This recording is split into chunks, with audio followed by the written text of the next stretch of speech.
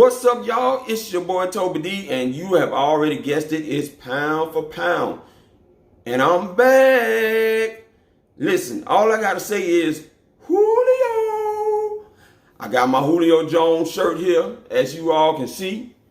And I'm representing my boy Julio. A lot of people talking about Julio is not at OTAs, concerned about that, talking about his leadership qualities and how he needs to be a leader for the wide receivers. Got people asking Raheem Morris about his leadership qualities and him not being there. But let me tell y'all something. Guys, Julio Jones is arguably the best wide receiver in the NFL. Now, we can debate that with Antonio Brown, Odell Beckham, all you want to. I'm not just saying Julio's the best just because he's on my team. Julio is the best because he's proven he's been the best. You got a guy that's had 5 straight seasons, if I'm not mistaken. And if I am, please comment that down at the bottom of 1,400 plus yards in the NFL. Now, touchdowns haven't always been there for Julio Jones. But he's going to have enough to be a Hall of Fame player and go in as an Atlanta Falcon. I can guarantee that. And if I live to see it, that's exactly what it's going to be. And I'm not worried about Julio not being there right now because it's experimental. The first 10 days of OTAs is experimental. Teams are trying to figure out what is going to work for them, how players on their roster that they've drafted and signed a free agent are going to fit into the grand scheme of things. And that's all it is, ladies and gentlemen. Julio Jones does not need to experiment. He knows the playbook. He knows Dirk Koetter very well because Dirk Koetter, believe it or not, was the first coordinator he had where he actually got double-digit touchdowns. The only season he's had double-digit touchdowns was with Dirk Koetter. So you can take that nugget because he may just get 10 to 12 again with Dirk Koetter now being back in the fold as the offensive coordinator. So I'm excited about that to see if that is actually going to happen. But I would not worry about people not being there at the OTAs right now at this point. Grady Jarrett, who is looking for a new deal, who did sign his tender right now for, I guess, maybe $15 million for his franchise tag for the one season, but he's not showing up yet until he can get a deal. And he's going to hold out as long as he can. Now, if he don't show up the mandatory minicamp, it's going to be interesting how this is going to go down. But we all know the Falcons usually do not sign big deals with any of their players until they get into training camp. That's just how they've always been. That's how Thomas Dimitroff has done it. Every now and then they've broken the mold. When they did it with Ryan Schrader and Robert Alford, you know, they didn't do that during training camp. So, but that's very rare that they do that. They're going to strike a deal when it's time to strike a deal. Julio Jones, it was reported that a deal could be struck soon. It hasn't happened yet, but Thomas Dimitroff has said that he feels very good about where talks are right now. So we're going to leave it at that and let it be what it be. Now, there is one person that I'm wondering why he's not there, especially after Dan Quinn has said that he needs to work with this guy and get on him to get him back to that 15.5 sack dude that we all knew in 2016. And if you said it, it is, yes, Vic Beasley. Vic Beasley, where you at? Because if you ain't with Chuck Smith, you need to be with the other pass rush whisperer and Dan Quinn. So I don't know where you at, man.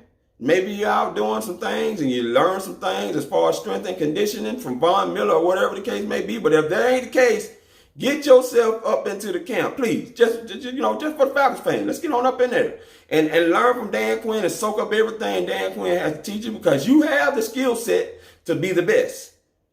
But you need a pass rush whisperer who has now said that he's going to personally work with you and drafted you at the number 8 spot. He's tied to the hip to you, just like when you draft a quarterback. So he's going to make the investment to help you become better. Or this could be it for him. Listen, guys, Dan Quinn has put a lot of pressure on himself this year. This is an all in. The Falcons have made no secret about it based on the moves that they made, being aggressive in the draft, getting 2 offensive linemen, not one, but 2 offensive linemen in the draft. And you signed a lot of offensive linemen in free agency in Jamon Brown and James Carpenter. Big guys, physical guys, not only big and physical, but they can move their behinds. Unintentional Ground and Lieutenant Dan did a great job in that. Subscribe to his page and check out those videos that he made with the offensive linemen that we have added on to the Atlanta Falcons. And you can see how Jamon Brown moves as big as he is. Shout out to Jamon Brown, by the way, some things he's already done for people since becoming an Atlanta Falcon. He's exactly the type of guy that Arthur Blank loves, community service type of guy, and cares about the community and people's well-being. He fits in the fold already. But there's going to be some battles at training camp. I suggest you be there this year. Get your bucket hats out. I got me a few that I've invested in, and I'm looking forward to wearing them out there to training camp because it's going to be hot. I'm going to have to get some of them fans with the water spraying on me and everything, and whoever's going to be out there as far as my family goes and stuff like that, because it's going to be hot out there. And it's not only going to be hot out there, it's going to be hot on that field because it's going to be a lot of competition, especially on the offensive line. I'm already excited about the possible five that's going to be in front of Matt Ryan, our $30 million quarterback. It's about time, Thomas Dimitroff. It's about time. And we can thank Scott Pioli, who unfortunately has decided to step down as assistant general manager. A lot of people give him credit for a lot of the picks and the success that the Falcons has had since Dan Quinn has gotten there in 2015 as far as the draft goes. But however the case, we shall find out when 2020 draft come up. Right now, we don't know. But we'll know if it was Dan and Thomas Dimitroff or Thomas Dimitroff. However the case, we shall see. But I'm excited about what they did. You got guys coming back in Ricardo Allen from the Achilles injury. You got guys coming back like Keanu Neal, Kiki, a.k.a. Kiki, looking bigger and stronger than ever, ready to get back. They feel they got a lot to prove. Devondre Campbell has been voicing his opinion about who he knows that they are on Twitter. I see him going back and forth with fans on Twitter all the time. It just be funny to me. But he don't make no secret about voicing what he feel when he's being chirped at by somebody on Twitter. I don't get all into that. I just read them. But you should check it out sometime when he gets into it sometime with some fans and things that they got to say about him, whether it be regressing or whatever the case. But I feel good about this defense. You made some big key signings and free agency. You took a guy out the New Orleans Saints camp in Tyler Davidson. Nice big nose tackle, defensive tackle that can be next to Grady Jarrett along with Deidre Sanat. I mean, you got some guys up there that can help Tat McKinley and Vic Beasley be able to get to the quarterback, that can command some double teams. You got the new guy, Kaminsky, who we drafted, 6'5", big dude, formerly, I think, a tight end, added on a lot of weight to be able to play the positions. And you know Dan Quinn is going to use him similarly to like Crawford, being able to have him as playing on the inside, but also has the ability to play on the outside. And this is a good move by getting this guy, because if you can't re-sign Crawford back, now you got a guy that you can similar body types and can move like Crawford to be able to shape and mold into the type of player that you know he can be as a 5th round pick of the Atlanta Falcons. One of the picks that we got. You got Quadre Olison, who I'm excited about, who reminds me of a younger Steven Jackson. When Steven Jackson first got in the league in 2004, you go back and watch the videos of Steven Jackson's back then, and Quadre Olison, big dudes, deceptive speed, and can really move, and they have the capabilities to block. But the other things is, a lot of us was trying to figure out, and a lot of the media, how Dirk Koetter, Mike Mularkey, both former offensive coordinators of Matt Ryan. Matt Ryan has his first offensive coordinator ever, who watched him throw his first touchdown pass in the NFL. And Dirk Koetter, who he learned a lot from in 2012, had a very decent season in 2012, finishing off with 32 touchdowns and almost 5,000 yards that year. So you got these guys coming back, and wouldn't it be just wonderful for you to make the Super Bowl and to take the guys in that help to shape and mold your career? into the promised land and win one with you. I mean, that would be an ultimate dream for even somebody like me, because you always want to be able to share the experiences with people that you care about and have been very instrumental in your life. And I believe Matt Ryan is thinking that, and he's hoping that this year you got guys like Calvin Ridley, Mohamed Sanu, Julio Jones, Austin Hooper, Luke Stalker. I mean, you got so much offensive talent. Like Dirk Koetter said, we can never complain about not having enough offensive talent, because you definitely got it. But I need you, Dirk Koetter, to understand, while you're trying to figure out what the Falcons are going to be these 10 days, while y'all are going over the playbook, getting more familiar with the language, because I heard Mike Mularkey talk about how the language is a little bit more difficult because you're trying to match that with plays that you called similarly, but the language is different. You're mixing old system with new system. I'm curious to see how that's going to formulate. You're changing some of the route ways that the players are going to run their routes now with a step system. Basically, a stepping system is basically something that is matched up with the drop back game. You know, you got your 3-step, 5-step, 7-step drops, and you have steps now that players are going to have to be mindful of when they're running their routes that match up with those drop back game. And that's basically what it is. So Austin Hooper, all of those guys got to get used to that. Julio Jones, of course, already knows it. Matt Ryan already knows it because they were with Dirk Koetter before. So that's stuff they're already familiar with. So Matt Ryan will be able to have that opportunity to teach those receivers, as Dirk Koetter already said he's doing.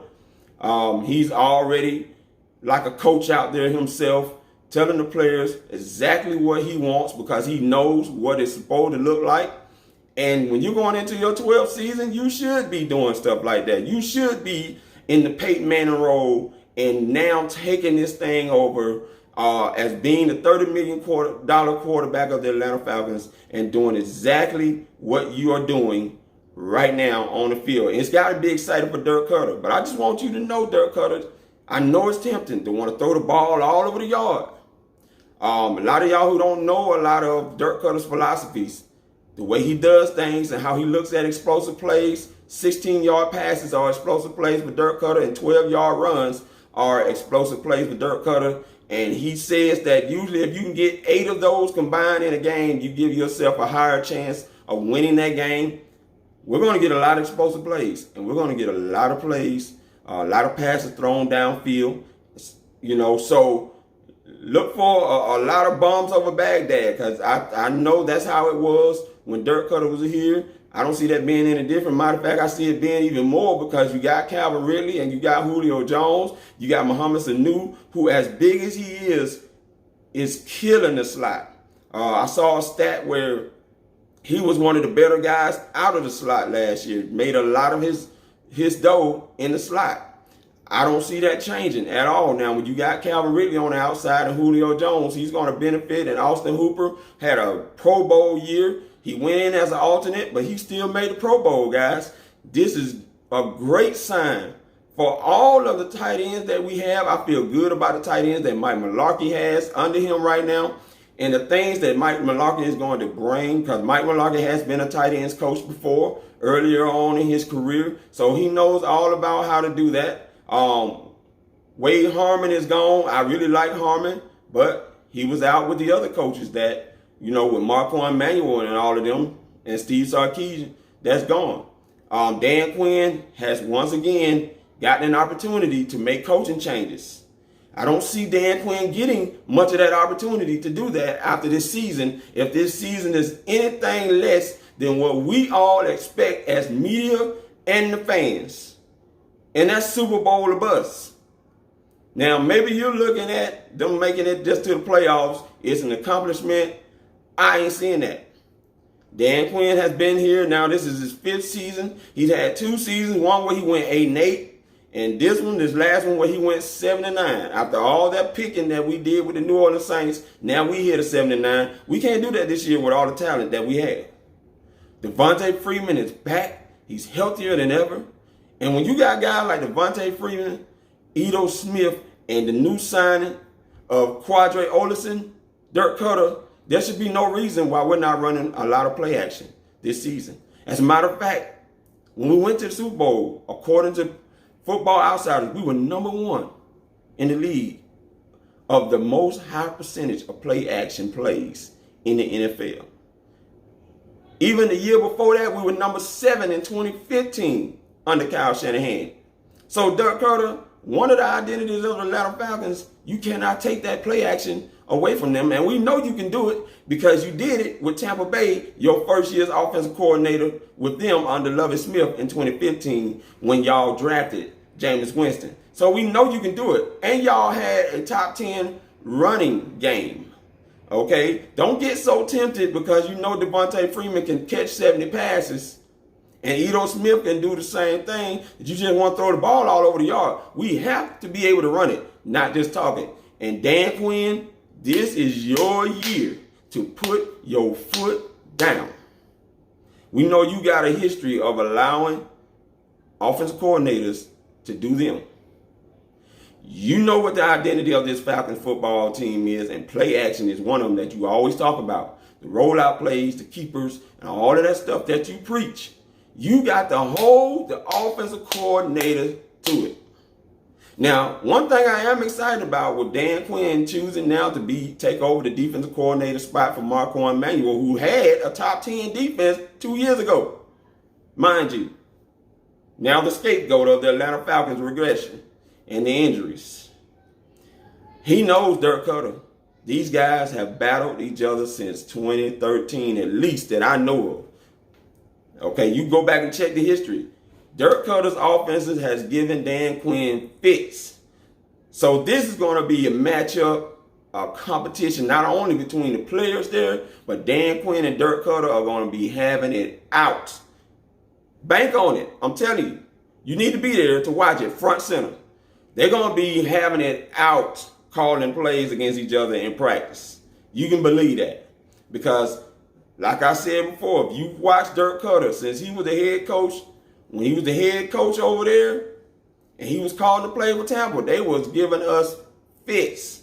Okay? Dirk Koetter, if it's one thing he knows how to use the talent that he has. I just need him to run this football. That's exactly what I need him to do. So let's run this football, be effective on play action plays, and have a lot of it. Not just 5% of play action, and the rest of it is other stuff. Okay? We need the play action going. And I know we got some big and physical guys, and we can move guys and road grade guys out of the way and all of that stuff, Dirk Koetter. But we got to be able to run the football. Now, other thing, fans, I'm going to tell you right now, if you have not subscribed to Football Outsiders, you need to do it. I'm telling you, because you will love what you're going to get from them. They show you a lot of tendencies of how these offensive coordinators do things, and defensive coordinators as well. How much percentage of the personnel that they use between 11 personnel, 12 personnel, 21, however many personnel that they use. Now, I will tell you this. According to the tendencies, Dirk Koetter's not one. A lot of us are always talking about we want to be able to run it on that 3rd and 1 and get that 3rd and 1. Dirk Koetter loves to throw the ball on 3rd and 1. I'm just saying. So if y'all, I'm trying to help you temper your frustrations. If you see us calling pass plays and it's a 3rd and 1, I'm just saying. Okay, per Football Outsiders, the tendencies is that Dirk Koetter likes to throw the ball on 3rd down and 1. I'm just telling you. But now, a good thing is Dirk Koetter knows how to use 12 personnel with 1 running back and 2 tight end sets. So we should see a lot of that this year. A lot of that. Even if he's not using guys as tight ends and he's using them in a fullback role. One of the reasons why you go out and get Luke Stalker, Dan Quinn already hinted to it.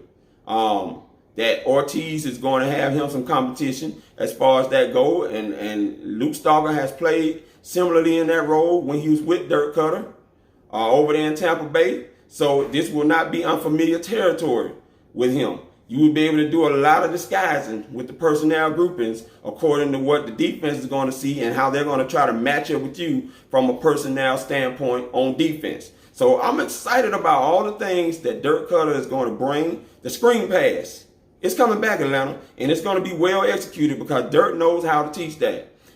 Y'all remember that time when Mike McGary, when he was asked about that, I want to say back in 2011 or so, and he would ask, why y'all don't run a lot of screenplays? And he told the media that we didn't have the personnel to run it. Well, Mike McGary, now you're going to see Dirk Koetter calling screen classes in practice.